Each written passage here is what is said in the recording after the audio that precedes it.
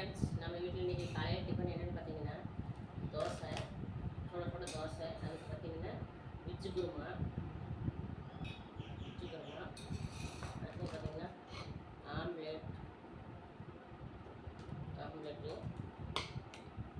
அடுத்து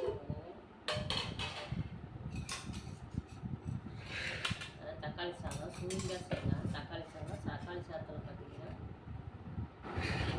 மீன் மேக்கர் போட்டுருக்குறேன்.